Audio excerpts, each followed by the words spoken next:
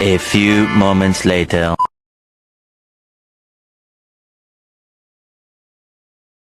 Walang nanonood sa'yo? Walang nag-share ng mga post mo? Konti lang ang viewers mo sa tuwing nagde-live ka? Hindi ka sinusuportahan ng mga kamag-anak mo?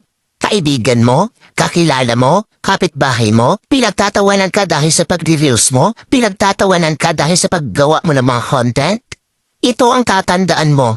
Huwag kang huminto.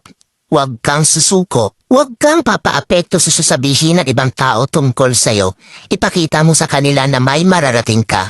Dahil isang araw, kapag marami ka ng followers, kapag marami na ang sumusuporta sa'yo, kapag marami na ang nanonood sa'yo, kapag marami ka ng viewers, kapag marami na ang nagmamahal sa'yo at sumusuporta sa'yo, kapag marami ka ng payout, kapag sinasahod mo na ang sinasahod ng mga sikat na content creator, kapag mayaman ka na, kapag marami ka ng pera, ay manunood na yan sila sa'yo.